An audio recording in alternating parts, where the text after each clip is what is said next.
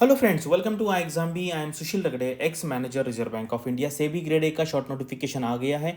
उसके बाद काफ़ी सारी इन्फॉर्मेशन स्टूडेंट्स को चाहिए होती है, जैसे कितने एप्लीकेशंस आए थे, कितना कट ऑफ था, जो सेलेक्टेड कैंडिडेट्स हैं उनके मार्क्स क्या है। तो उसी सीरीज़ में हम आपके लिए यहाँ पर दो चीज़ें लेके आए हैं। एक है जो सेलेक्टेड स्टूडेंट्स है फ्रॉम डिफरेंट कैटेगरीज, उनके मार्कशीट, और यहाँ पर हम फेज़ 2 का और फाइनल जो कट ऑफ है वो यहाँ पे देखेंगे। तो चलो यहाँ पे वीडियो स्टार्ट करते हैं।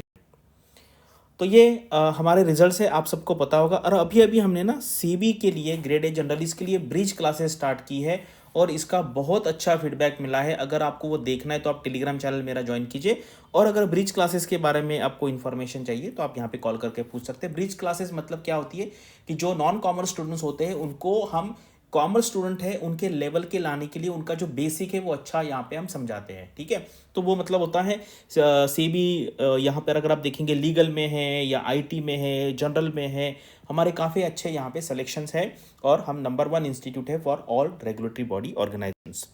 तो ये आपको पता है इस बार का 62 वैकेंसीज आई है और लीगल में 5 है, आईटी में 24 वैकेंसीज है। ये बाकी क्या क्या सैलरी है, कितना एज है, ये सारी इन्फॉर्मेशन है। तो यहाँ पे चलो देखते हैं, क्योंकि इसका 22 इसलिए क्योंकि 23 में एग्जाम नहीं हुआ था। ये U R unreserved category students के मार्क्स है। अगर आप देखेंगे, ये देखो, ये है डिस्क्रिप्टिव इंग्लिश पेपर 2 यानी कि आपको जो कॉमर्स है, अकाउंटेंसी, वो पेपर होता है। उसके बाद आउट ऑफ 200 ये 126 मार्क बनते हैं। और अगर आप देखेंगे जो पेपर 1 के मार्क्स है उसको 1/3 किया जाता है, पेपर 2 के जो मार्क्स है उसको 2/3 किया जाता है, फिर आपके ये मार्क बनते हैं आउट ऑफ 100। ठीक है, ये है कट ऑफ। तो ये देखो, ये ना मैं इसके बारे में और एक वीडियो बनाऊंगा, क्योंकि ये बहुत लोगों को यहाँ पे समझ में नहीं आता है। सीबी का जो सिलेक्शन का फॉर्मूला है वो काफ़ी डिफिकल्ट है। और उसके बाद इसको फिर बाद में आउट ऑफ 85 किया जाता है। अभी आप देखेंगे ना, ये है 65 आउट ऑफ 100 और इसको किया जाएगा। और ये अगर आप कट ऑफ देखेंगे, फेज 2 का जो कट ऑफ है आउट ऑफ 100 है, ये है आपका कट ऑफ फेज 2 का। उसके बाद ये मार्क्स को अगर आप 0.85 से मल्टीप्लाई करेंगे तो आपको ये आ जाएगा। उसके बाद इंटरव्यू के जो मार्क्स होते हैं वो आउट ऑफ 15 होते हैं, मैक्सिमम ऑफ 15। इसमें इनको 10 मार्क मिले हैं। ठीक है, तो ये 10 के 10 मार्क्स लिए जाएंगे, क्योंकि उसका वेटेज 15 है, तो 15 में से 10 में तो डायरेक्टली दिए जाएंगे। और फिर ये दोनों का एडिशन करके ये जो मार्क्स आएंगे ये फिर से आउट ऑफ 100 है। तो ये है यहाँ पर यूआर कैटेगरी का कट ऑफ। ठीक है, तो आपको ये समझ में आया होगा फॉर्मूला, तो ठीक है। अदरवाइज मैं इसके लिए फिर से एक अलग वीडियो बनूंगा। ये है हमारे जो सिलेक्टेड कैंडिडेट्स हैं उनके मार्क्स, और आप देख सकते हैं फेज 2 का cut off category wise and final cut off category wise. ये कट ऑफ भी आउट ऑफ 100 मार्क्स है, ये कट ऑफ भी आउट ऑफ 100 मार्क्स है। उसके बाद ये सेकंड यूआर कैटेगरी है, इनका इंग्लिश का पेपर है, फेज 2 है, फेज 2 में अच्छे मार्क्स मिले हैं।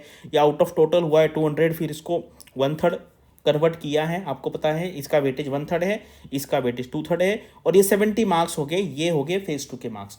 फिर इसको 0.85 से मल्टीप्लाई करने के बाद ये आ जाएगा। इंटरव्यू में इनको 12 मार्क्स मिले हैं, और ये ऐड करने के बाद ये है 71.5, और ये है फाइनल कट ऑफ। काफ़ी अच्छे मार्क्स इनको यहाँ पर मिले हैं। उसके बाद हम एससी कैटेगरी का देखते हैं। यहाँ पर इंग्लिश के मार्क्स है, पेपर 2 के मार्क्स है, ये हो गया आउट ऑफ 200। इसको 1/3 किया इंग्लिश के पेपर को, इसको 2/3 किया है, फिर ये हो गया 60.66। फिर इसको 0.85 से मल्टीप्लाई करेंगे, इंटरव्यू में 6 मार्क्स है, और टोटल हो गए 57.56। ये फेज 2 का कट ऑफ है और ये फाइनल कट ऑफ। इसी तरीके से आप देख सकते हैं ईडब्ल्यूएस के मार्क्स है। यहाँ पर इंग्लिश है, पेपर 2 है, टोटल कितने मार्क्स हुए, इसका 1/3 किया, 2/3 किया, फिर ये आउट ऑफ 100 है, उसको हमें 0.85 से कन्वर्ट करना है, और यहाँ पे आप मार्क्स देख सकते हैं, और ये फाइनल यहाँ पर मार्क्स। उसके बाद आप ओबीसी कैटेगरी का भी देख सकते हैं। यहाँ पर 61 मार्क्स है फेज 2 में, फिर इसको कन्वर्ट किया, और फिर 9 मार्क्स एंड 60.85। तो इस तरीके से हमने देखा है कि कितने मार्क्स मिले थे। तो आपको ये याद रखना है, अगर आप आरबीआई का एग्ज़ाम देखेंगे वहाँ पर जो तीनों पेपर है उसका वेटेज इक्वल है।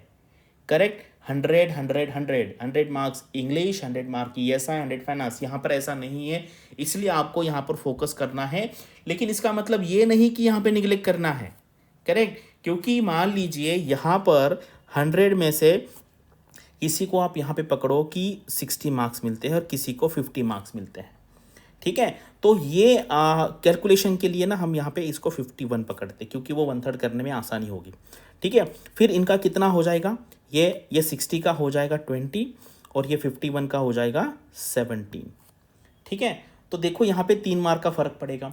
और फिर बाद में इसको जब आप 0.85 में करेंगे तो ये जो मार्क का डिफरेंस है 3, तो ये नियर अबाउट 2.5 तक आ सकता है, ठीक है।